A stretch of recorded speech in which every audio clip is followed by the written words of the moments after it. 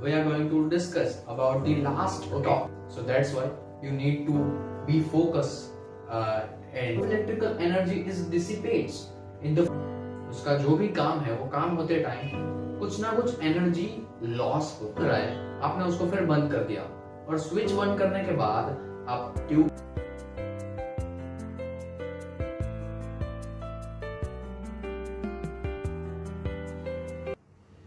Hello everyone, how are you all? Okay, I hope you all are good and fine.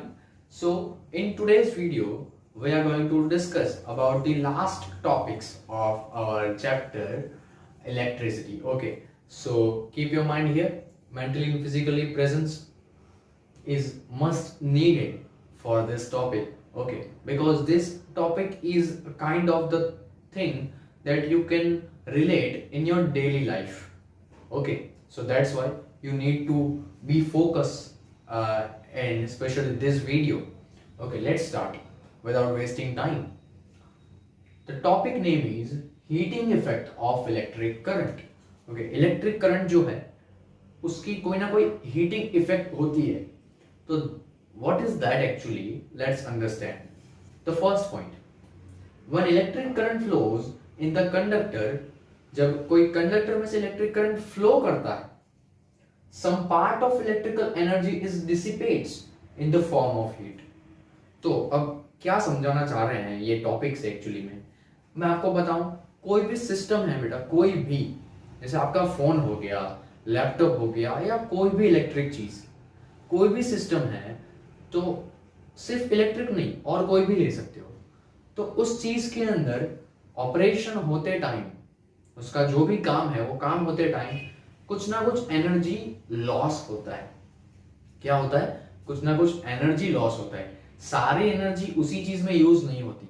जैसे for example आपने आपका phone 100% charge कर दिया है तो उस 100% को आप यूज नहीं कर रहे हो एक्चुअली में, उससे थोड़ा कम कर रहे हो, थोड़े 2-3% कहीं और भी यूज हो रहा है या कहीं पे लॉस हो रहा है एनर्जी का।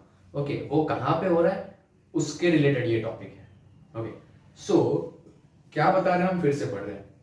When electric current flows in the conductor, some part of electrical energy dissipates in the form of heat. जैसे आपने एक्सपीरियंस किया होगा कई बार, जैसे कोई ट्यूबलाइट है या बल्ब है, इलेक्ट्रिक बल्ब या तो फैन है, तो कई देर से चल रहा है, आपने उसको फिर बंद कर दिया और स्विच बंद करने के बाद आप ट्यूबलाइट को या इलेक्ट्रिक बल्ब को या इवन फैन का जो सेंटर वाला पार्ट है उसको, if you touch that you will feel there is some heat. वो पार्ट जो है उसका सरफेस थोड़ा गर्म हो जाता है, मतलब उसमें से हीट निकल रहा है। अब वहां पे तो किसी ने गैस चालू किया नहीं था, तो हीट कहां से आया?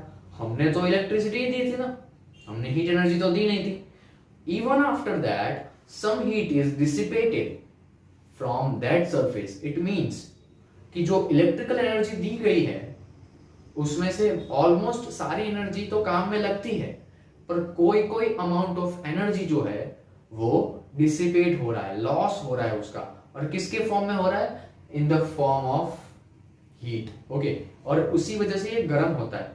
जैसे आपका फोन है, कई बार बहुत टाइम के लिए आपने उसको चार्ज में रख दिया है या तो ज्यादा यूज किया है फोन को, तो phone will be heated, phone heat करने लगेगा। लैपटॉप है, इवन टीवी, तो ये सारी चीजें हीट क्यों करती हैं? तो उसके अंदर से कोई एनर्जी जो आप दे रहे हो वो पास तो हो रही है, यूटिलाइज भी हो रही है, पर some sort of energy will be in loss, थोड़ा अमाउंट उसका लॉस होगा, ठीक है। और उसी के कारण you loss some energy in the form of heat. तो कई बार कैलकुलेट करना पड़ता है। जैसे आईफोन है, सैमसंग के फोन है, तो सैमसंग के फोन में, सारे फोन में आप देखो तो उसमें हीट एनर्जी डिसिपेट होता ही है। बट आईफोन है या दूसरा कोई फोन है, we are just taking an example. Okay, तो आईफोन के फोन में हीट डिसिपेशन बहुत कम हो रहा है, फोन जल्दी गर्म नहीं होता, even whatever you are using in that phone. Okay, इसका मतलब क्या हुआ कि आईफोन कंपनी ने डिवाइस जो था उनका, उसका जो सर्किट था, उसके अंदर जो अमाउंट में करंट पास कर रहे हैं, जो भी ऑपरेशन हो रहा है, तो उसकी हीट एनर्जी को कंट्रोल किया। अब आप किस चीज को कंट्रोल कर सकते हो? जिस चीज को आप मेजर कर सकते हो। ओके, अब मेजर करने के लिए आपको कुछ टर्म्स चाहिए, मैथमेटिकल टर्म्स चाहिए। ओके, इसका मतलब कि हीट एनर्जी का भी कोई मैथमेटिक्स निकलता होगा, and that we will derive in today's video. Okay, तो be focused here. Second point, let's consider a conductor. एक कंडक्टर है, उसमें से करंट आई पास हो रहा है, उस कंडक्टर का रेजिस्टेंस कितना है, आर है। Let the potential difference across the two ends of is V. उसके दो एंड के बीच में कितना v जितना पोटेंशियल डिफरेंस क्रिएट किया गया है। And let the time t to flow the charge q। तो करंट पास हो रहा है, इसका मतलब इलेक्ट्रॉन्स पास हो रहे हैं, चार्ज पास हो रहा है। तो t टाइम के लिए q अमाउंट ऑफ चार्ज पास हो रहा है। ये हमने सिचुएशन डिस्क्राइब कर दी। तो उससे क्या पता चल रहा है, तो उससे पता ये चल रहा है, so the work done on that charge is VQ। हमारे पास ऐसी एक फॉर्मूला थी, अगर आपको याद हो, हमने सालों पहले पढ़ी थी, that V equals to W by Q, potential difference का फॉर्मूला था। ओके, 5-10 साल पहले हमने पढ़ा था इसको। तो the work done is W equals to V by Q. By rearranging these potential difference formula, you can get the W's formula, and that is work done. Okay, तो ये सिचुएशन के हिसाब से कंडक्टर के अंदर जो चार्जेस थे उस पर कितना काम किया गया, इतना VQ जितना, मतलब पोटेंशियल डिफरेंस V को अप्लाई किया गया और Q चार्ज पे अप्लाई किया। That's why work done is VQ।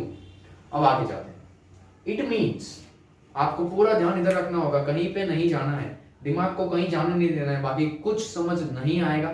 B focus here. Again, work done कितना हुआ, VQ। After that it means what, it means source must supply energy equal to VQ in T time. याद करो आप, जब मैंने work done समझाया था आपको, ये वाला फॉर्मूला जब समझाया था, तब बताया था कि वर्क का यूनिट जूल होता है, एनर्जी का भी यूनिट जूल होता है। ओके, तो work is nothing but energy, इसलिए इधर लिखा हुआ है source means battery. Source must supply energy equal to VQ। तो जितना वर्क डन हुआ, इतनी एनर्जी सोर्स सप्लाई कर रहा है, किसको, इलेक्ट्रिक सर्किट को। इसका मतलब ये निकल रहा है कि VQ जितनी एनर्जी सोर्स सप्लाई कर रहा है, कितने टाइम में, हमको दिया गया है time t। Okay, so in t time energy equal to VQ। Okay, so energy मिल गया, VQ कितने टाइम में, t टाइम में। सो इधर लिखा हुआ let the time t to flow the charge Q। अब क्या करते हैं, सो पावर इनपुट, पावर कितना होगा, पावर की फॉर्मूला है P इक्वल्स टू, पावर की फॉर्मूला हम डिराइव कर रहे हैं एक्चुअली, तो Q चार्ज कितने टाइम में, t टाइम में, so Q divide by t। Okay, ऐसा बोल सकते हैं Q charge is flowing in unit time, तो यूनिट टाइम आ गया, तो यूनिट टाइम के आगे आया है, तो यूनिट वर्ड आता है, इसका मतलब the time t will be goes in the denominator. So P equals to VQ by t, Q के नीचे t आ गया। अब याद करो, एक फॉर्मूला और था, सालों पहले पढ़ा था, I equals to Q by t। मतलब I जहां पे है वहां पे मैं Q बाय t रख सकता हूं, तो जहां पे Q बाय t है I can put it I also there। ओके, so here is Q by t, दिख रहा है, Q बाय t दिख रहा है, Q by t। So V into Q by t, so Q by t is what, nothing but I, so I can put it here V into I। so formula of P, power is equal to VI। Power का formula याद रखना है, P equals to VI। इस पे numericals आने वाले हैं जो आप खुद करोगे, और डाउट होगा तो मेरे को पूछोगे। Okay, so P equals to VI, this is formula number 1। let's go to the next point, the energy supplied by the source in time t is P into T। अब एनर्जी मिल गया, source ने supply किया, कितने time के लिए, T time के लिए। तो जो पावर था, पावर कितने टाइम के लिए गया, T टाइम के लिए गया, तो मल्टीप्लाई करना होगा। तो energy supplied by the source in time T is P into T। ओके, एनर्जी कितना सप्लाई हुआ, P into T। देखते हैं, the energy gets dissipated in the form of heat. आपको पता है कि एनर्जी कौन से फॉर्म में डिसिपेटेड हो रहा है, हीट के फॉर्म में। So I take it here capital H that indicates heat energy. Capital H means heat energy, so H equals to P into T। P means what, VI, and T is already there. So VI into T. Now, you know that V equals to IR by Ohm's law. Okay देखो पूरा chapter यहाँ पे एक के साथ सारे formulas combine हो रहे हैं, तो आपको प्रेजेंस रहना होगा, इधर फोकस रहना होगा. V I T, V equals to what? IR. Let's put the value of V. V की जगह पे IR into I into T, और I दो बार आ गया, I into I square RT. Remember this formula. This is the formula of heat energy. Okay, I square RT. Heat energy of electric current. Okay, heat energy of electric current. Equation 2 indicates the heat energy dissipated in the electric circuit. I square RT is nothing but the energy dissipated in the form of heat in the electric circuit. You must remember this. Okay, next topic. Again important है, ये थोड़ा interesting भी है. Electric power. Electric power का formula क्या है? P equals to VI तो देख लिया, और भी कुछ interesting है आगे, और ज़्यादा भी. The power P is given by VI. You already know that. अब इसमें formula दो तीन बन रहे हैं, जो कि आपको अलग अलग टाइप के क्वेश्चंस में काम आएंगे. ओके, क्वेश्चन ऐसा नहीं होगा कि V दे दिया, I दे दिया and you have to find the P, just multiply it. आप कौन से स्टैंडर्ड में हो? 10th में हो तो 10th जैसे क्वेश्चन आएंगे. So you must be prepared for every direction of the question. So P equals to VI. देखते हैं V equals to what? IR. So V की जगह IR लिखा, I square R. This is also a formula of power. ये भी एक formula है power का, ये भी एक है. अब इसके ऊपर से और एक बनाते हैं. I equals to what? I equals to Q by T तो है, पर उसको नहीं लेना है. I equals to V by R. Okay, I equals to V by R. तो I की जगह पे मैं V बाय R लिख सकता हूं. I put I equals to V by R. V into V by R, it is V square by R. तो it is also a third formula for power, electric power P. Okay, so electric power P के तीन formula मिल गए हैं. Heat energy का एक formula मिल गया है, आगे और भी एक है. तो SI unit of power is what? याद रखना पड़ेगा. SI unit of power is what? So 1 watt equals to what? V into I. V क्या है? Potential difference. Volt. I is what? Ampere. So 1 watt अगर चाहिए पावर, तो 1 volt into 1 ampere करना होगा. ओके, सो ये तो आपको आता है. ऑलमोस्ट ये थर्ड टाइम आया है. जैसे करंट में 1 एम्पियर का डेफिनेशन था, वोल्टेज मतलब पोटेंशियल डिफरेंस में 1 वोल्ट का डेफिनेशन था 1 जूल बाय 1 कूलम. ओके, वैसे ही 1 वॉट पावर में 1 वोल्ट इंटू 1 एम्पियर. ध्यान रखना है ये वॉट है, WATT, एंड ये वोल्ट है. Okay, don't miss pronounce here. 1 volt watt equals to 1 volt into 1 ampere. ये हो गया. उसके बाद watt is a small unit. So in practice we use kilowatt.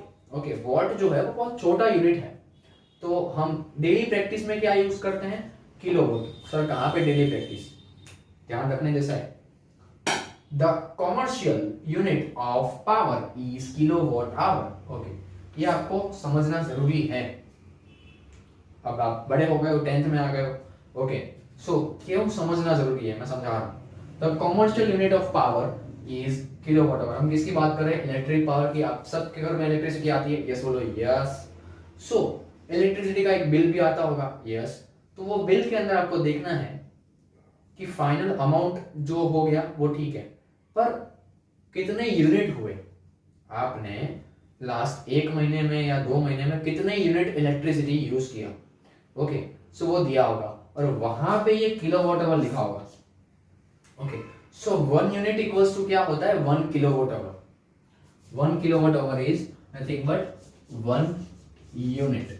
और 1 यूनिट कितने टाइम के लिए होता है? देखो, अब वॉट की जगह पे तो हमने क्या ले लिया? किलोवाट. एंड एच भी लिया है, किलोवाट आवर. मतलब 1 घंटे में आप 1 किलोवाट एनर्जी यूज करते हो तो आपका 1 यूनिट जाएगा. ओके, 1 यूनिट यूज हुआ ऐसा कंसीडर किया जाएगा. तो 1 यूनिट एक्चुअली में होता कितना है? तो किलोवाट है. Kilo means 100,000. Okay, so kilo means 100,000. So 1 kilowatt our हम इसको डिराइव कर रहे हैं, ये 1 मार्क में आ सकता है, 2 मार्क्स में भी ये डेरिवेशन आ सकता है, छोटा सा आ गया तो 2 मार्क्स पक्के हैं। 1 किलोवाट आवर ध्यान इधर रखना है, 1 kilowatt hour equals to what, 1 unit. आपको कहां पे मिलेगा, इलेक्ट्रिसिटी बिल में मिलेगा, आप सबको चेक करना है। ओके, ना समझ आए तो पापा से पूछो, ओके, वो आपको समझाएंगे। 1 यूनिट का मतलब क्या, 1 kilowatt hour, that is kilowatt and hour, hour में कितने होते हैं 36007। सर क्यों कर रहे हो ऐसा, हम ऐसा इसलिए कर रहे हैं क्योंकि ये 1 किलोवाट आवर जो है that is not in the SI unit, we have to convert it in SI unit, that's what. Okay, so kilowatt is 1000 watt and hour is not a SI unit, the time of unit, the SI unit of time is second, that's why I converted hour into second, and in 1 hour you already know that is 3600 seconds, so I wrote it here. So by calculating this, what you will get, 3.6 into 10 raised to 6 watt second, 3.6 into 10 raised to 6 watt second. Okay, so watt into second, watt into second is nothing but what, is nothing but what, nothing but what, joule. Okay, watt second जो पूरा बड़ा unit है उसको joule भी बोला जाता है। Joule किसका यूनिट था,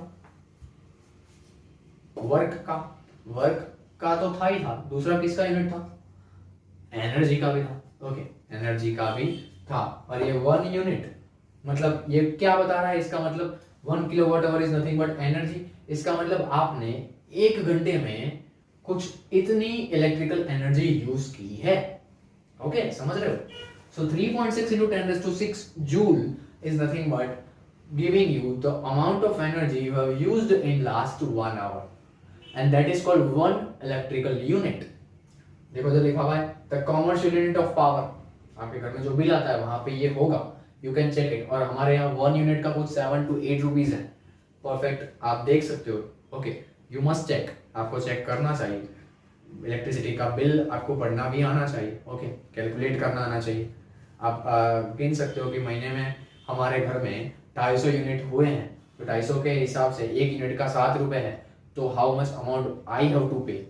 ओके, यू कैन कैलकुलेट, बस आपका नॉलेज होना चाहिए। अब ये देखो, ये रूटीन लाइफ में आ गया। Now you can got the point that how these all the things are applicable and useful for our day-to-day life. Okay, so I hope you enjoyed our chapter electricity. Okay, and if you like the video, you can share to other friends. Okay, you can tell them to subscribe our channel so everyone gets benefit of it. Okay, and I am posting every chapter's video day by day. Okay, मैं plan कर रहा हूँ सारे maths के और science के दोनों के वीडियोस अपलोड करने वाला हूँ, और even every Sunday I am trying something new to talk. Okay, कुछ नया टॉपिक, कुछ यूजफुल सारे स्टूडेंट्स के लिए, स्टूडेंट्स और इवन सब के लिए यूजफुल हो, वैसा कोई video I am trying to upload. Okay, in every Sunday, so do subscribe the channel. Okay, we will meet regularly.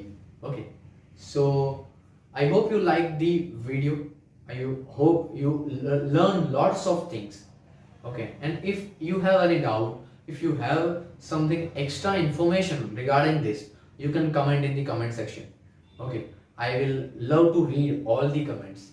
So hope you are doing well, and you will share, like and subscribe my channel and videos. So take care of yourself. Bye bye.